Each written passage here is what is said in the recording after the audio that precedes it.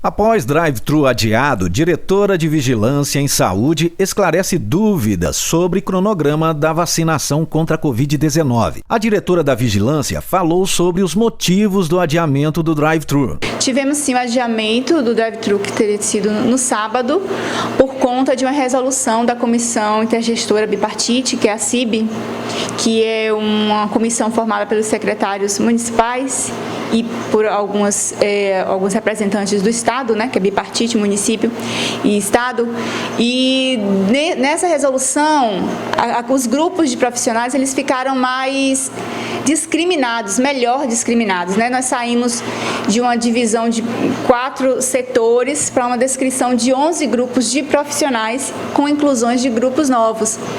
Então a gente achou que a nossa proposta do Drive ele ia fugir um pouco daquela nova estratificação. E como foi um documento e ele tem poder legal e saiu um dia antes do nosso Drive, achamos que a decisão melhor era o adiamento. Ela respondeu como está o cronograma no momento. Durante toda essa semana nós vacinamos profissionais de saúde nos seus locais de trabalho. Hoje a gente começa a vacinação dos idosos, como eu já falei, cada equipe assumirá, né, os idosos da sua área e essa faixa etária de 90 anos nós faremos domiciliar. Na terça-feira iniciamos a vacinação aqui para os idosos a partir de 80 anos, então já se autoriza uma nova faixa etária, né, de mais 10 anos e amplia-se também o público de profissionais de saúde. Certamente estaremos fazendo um drive, pelo menos a semana que vem, e divulgaremos a data. Rose esclareceu sobre a vacinação dos profissionais de saúde da rede privada. Sim, estamos fazendo a oferta da vacina nos 2 tipos de estabelecimento. No geral, a gente está fazendo a oferta de manhã, né? Não é uma regra, mas a gente tem dividido o nosso cronograma. Pela manhã estamos fazendo o serviço do SUS e à tarde estamos fazendo privado. Mas hoje, por coincidência, nós estamos fazendo algumas clínicas privadas ali na região do Jardim Caraípe.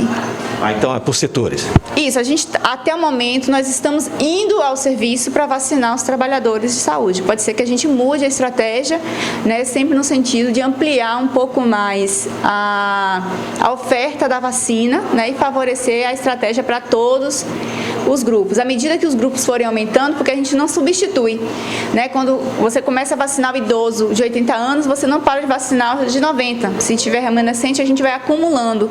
Então isso nos obriga a mudar as estratégias para poder adequar ao público que está ativo naquele momento, apto para poder receber a vacina.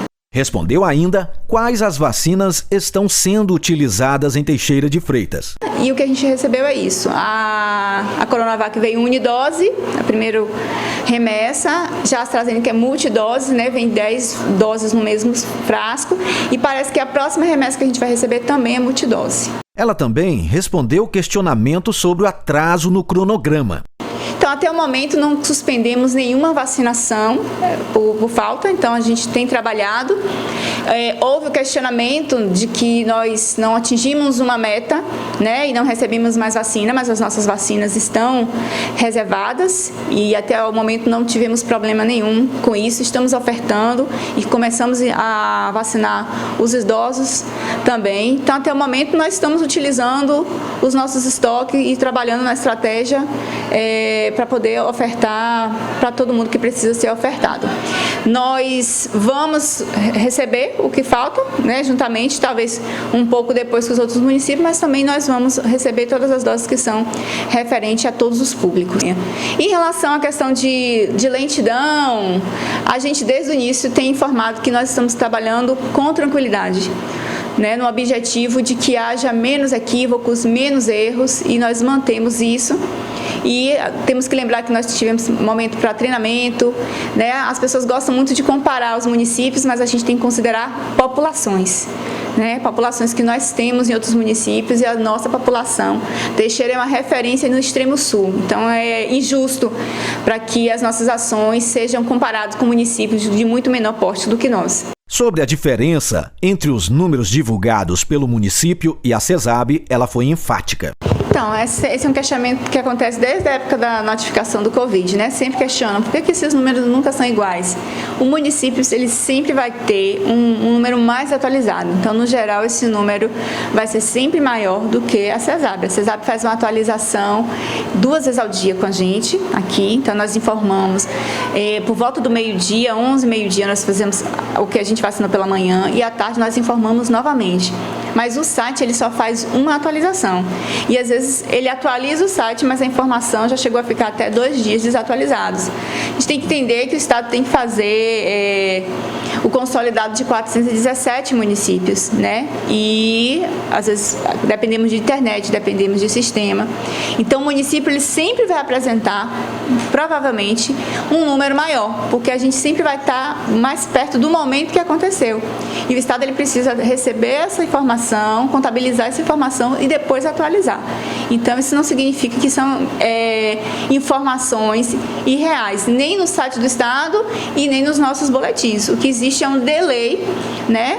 Um tempo de resposta, para que não é automático. A gente não alimenta diretamente o sistema que é atualizado, a gente alimenta um setor via um documento e eles consolidam e colocam no boletim deles também. Então, sempre vai existir essa diferença. Ela também disse se as pessoas têm resistido à imunização. Então, os idosos nós estamos começando hoje, né? Mas possivelmente haverá, como na influenza, né, na gripe, sempre houve resistência com a vacinação. E nos profissionais, sim, mas assim, numa escala muito pequena.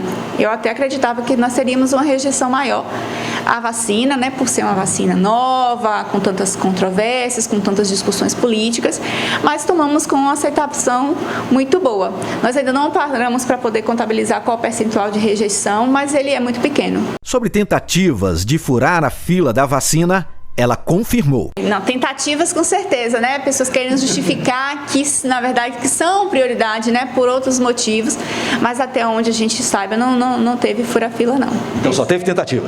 Tentativa sempre tem, né? A pessoa, eu tô doente, preciso ser primeiro, mas assim, isso é normal, as pessoas estão ansiosas, estão angustiadas, estão com medo, né?